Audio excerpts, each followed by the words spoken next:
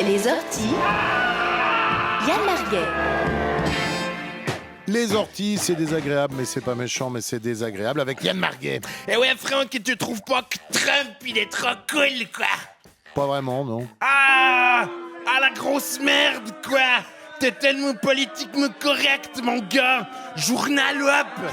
Collabo! T'es vraiment une gauchiasse à la solde des biens pensés, ta gueule! Voilà, ce qui vient de se passer est évidemment une fiction. Hein. Bah oui, si je pensais vraiment tout ça, je l'aurais dit derrière un clavier, pas en face à face. Comme ceux qu'on appellera aujourd'hui les politiquement incorrects. Allez, définition.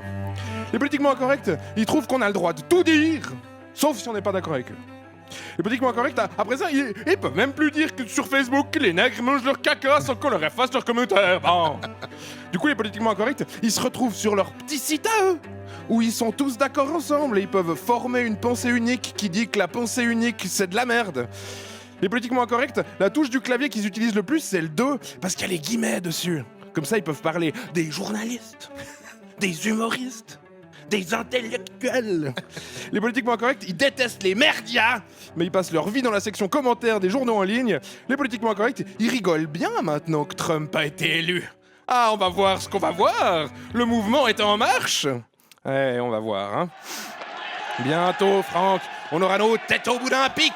La foule gronde, écoute-la. Il est temps pour nous, plutocrates de la pensée, dans nos tours d'ivoire payés par le contribuable, loin des problèmes des petites gens, de faire amende. Et à juste titre, quand je pense que ce sont ces 8 millions d'opprimés qui financent cette chronique bien pensante à 150 francs l'épisode, moins les charges, à raison de 0,0019 centimes par personne. Mais j'ai honte.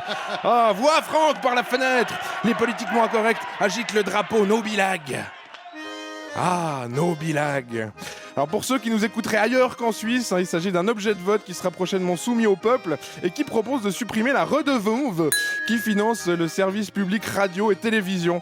C'est un peu notre Brexit à nous, si vous voulez. Hein. Mais on est en Suisse, donc ça reste chiant.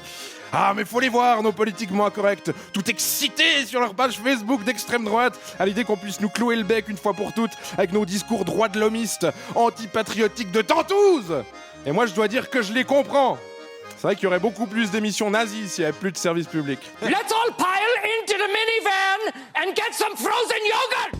Aïe, ils aiment pas ça, les politiquement incorrects, qu'on les traite de nazis. Ah, ça c'est encore un raccourci réducteur du système néo-bolcho-bobo pour faire que les gens les aiment pas, hein. Oh, mais c'est de bonne guerre, les copains. C'est comme confondre les musulmans et les djihadistes. Ça arrive, hein. Puis vous aussi, vous nous donnez des petits noms. Et à ce propos, excusez-moi, mais nazis, ça vous donne quand même un avantage certain sur nous chez les bookmakers, hein. C'est vrai, je veux dire, les nazis contre les bisounours, qui va gagner, hein? Round 1, fight! Ah, au passage, super expression les bisounours, hein. C'est bien trouvé, c'est créatif, c'est marrant. Hein, c'est là qu'on sent qu'on a vraiment le même sens de l'humour.